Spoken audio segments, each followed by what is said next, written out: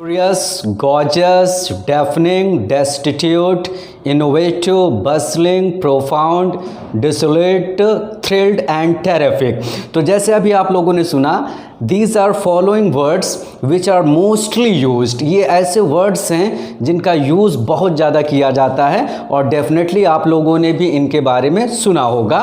और इन्हें हम लोग क्या बोलते हैं? एडजेक्टिव। और ये ऐसे एडजेक्टिव हैं जिनका यूज़ करके आप अपनी पर्सनालिटी को बहुत ज़्यादा इफ़ेक्टिव बना सकते हैं। अगर ये सारे वर्ड्स का यूज़ आप कहीं पर करते हैं तो definitely people will be impressed with you. ज़रूर लोग आपसे क्या होंगे? इम्प्रेस होंगे। तो चलिए इनको हम लोग देखते हैं वन बाय वन कि इनका मतलब क्या है और इनका यूज़ कैसे करना है। तो फर्स्ट वर्ड यहाँ पर आपका क्या? फ्यूरियस। तो सबसे पहले हमें ये समझना होगा फ्यूरियस, आप लोगों ने बहुत सुना होगा। तो फ्यूरियस का मतलब होता है एक्सट्रीमली एंग्री, बहुत ज़्यादा गुस्से में। एक तरीके से हम कह सकते हैं आग बबूला हो जाना। जैसे कि यहाँ पर आप एक इमेज देख रहे हैं, ये इमेज किसकी है? फ्यूरियस की। और इस पर सेंटेंस आप कैसे बनाएंगे? The boss was furious at my behaviour. इसका मतलब ये हुआ कि द बॉस वॉज फ्यूरियस, जो बॉस थे वो फ्यूरियस थे, मतलब आग बबूला थे एट माई बिहेवियर, मेरे व्यवहार पर। इसी तरीके से दूसरा वर्ड आपका क्या है? Gorgeous.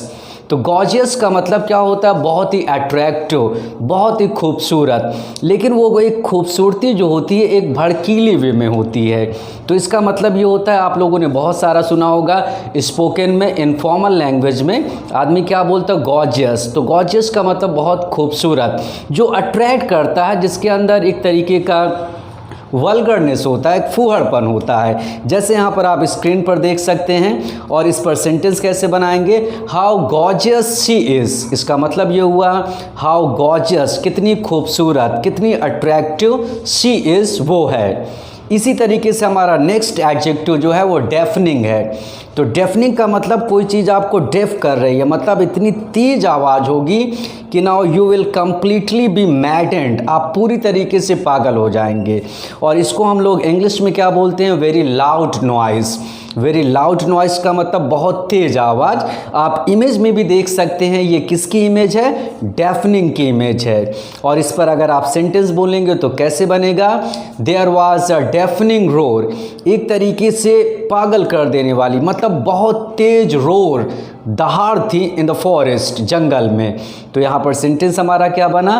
There was a deafening roar in the forest. इसी तरीके से नेक्स्ट वर्ड आपका क्या है? डेस्टिट्यूट। तो डेस्टिट्यूट क्या होता है? जैसे यहाँ पर आप स्क्रीन पर एक इमेज देख रहे हैं, आपको आइडिया ज़रूर मिल गया होगा कि डेस्टिट्यूट का मतलब ये होता है। वैसे डेस्टिट्यूट इंग्लिश में अगर कहा जाए तो इसका मतलब ये होता है लैकिंग फूड, मतलब आपके पास भोजन की कमी है, क्लॉथिंग, कपड़े की कमी है, एंड शेल्टर, और साथ ही साथ आपके पास घर नहीं है, मतलब कोई शरण नहीं है। तो इसको हम लोग अगर हिंदी में बोलना चाहें तो इसको हम बोलते हैं बदहाली। बदहाली का मतलब एक तरीके से गरीबी में। और इस पर सेंटेंस कैसे बनाएंगे? When he died, जब वो मर गया, his family was left completely destitute। तो उसका परिवार जो है वो पूरी तरीके से लेफ्ट का मतलब छूट गया। और कैसे छूटा? डेस्टिट्यूट, मतलब एक बदहाली की स्थिति में। इसी तरीके से नेक्स्ट वर्ड आपका क्या? इनोवेटिव। तो इनोवेटिव किसको बोलते हैं? जैसे यहाँ पर आप स्क्रीन पर देख सकते हैं, इनोवेटिव की एक इमेज लगी हुई है। तो इनोवेटिव का मतलब ये होता है इंट्रोड्यूस न्यू और डिफरेंट, जो नई नई चीज़ें, जो अलग अलग चीज़ें करता है, उसी को हम लोग क्या बोलते हैं? इनोवेटिव। और अगर आप इस पर सेंटेंस बनाएंगे तो कैसे बनेगा?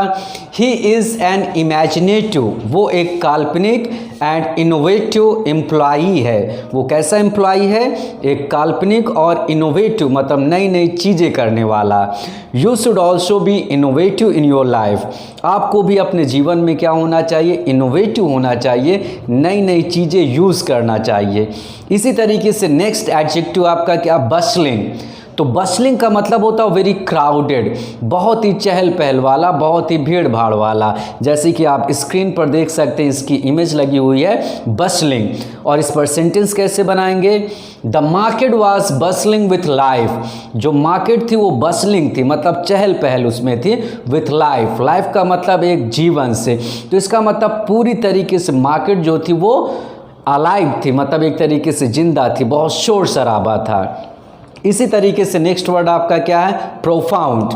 तो प्रोफाउंड का मतलब क्या हो, तो वेरी डीप, बहुत ही गहरा। जैसे मान लिया जाए आपके पास गहरा नॉलेज है तो आदमी क्या बोलेगा, he has a profound knowledge of English, या इसी बात को बोल सकते हैं you have a profound knowledge of English.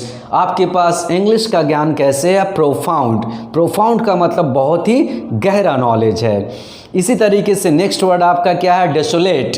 तो डेसोलेट का मतलब क्या होता है, सॉलिटरी और लोनली, मतलब बिल्कुल सुनसान।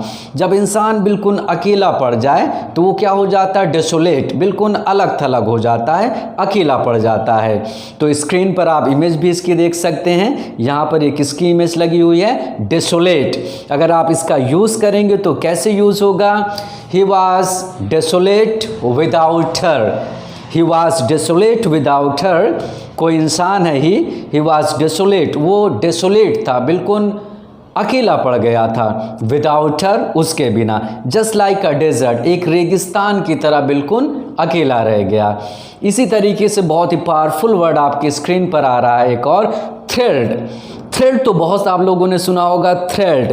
तो थ्रिल्ड का मतलब क्या होता है, एक्सट्रीमली हैप्पी और एक्साइटेड, बहुत ज़्यादा खुश और बहुत ज़्यादा एक्साइटेड, उत्तेजना से भरा हुआ, उसको बोलते हैं थ्रिल्ड। जैसे कि आप एक इसकी इमेज भी देख सकते हैं, ये किसकी इमेज लगी हुई है, थ्रिल्ड की लगी हुई है, मतलब बहुत ही रोमांचित हो जाना।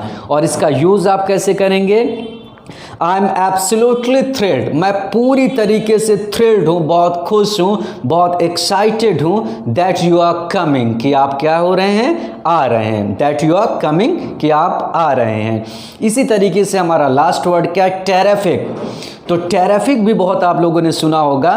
तो टेरिफिक का मतलब क्या होता है, एक्सट्रीमली गुड एंड वंडरफुल, कोई चीज़ बहुत अच्छी और वंडरफुल हो और आश्चर्यजनक हो, जिसको हम लोग हिंदी में कह सकते हैं ज़बरदस्त। जैसे आप लोगों ने सुना होगा, ये बहुत ही ज़बरदस्त चीज़ है।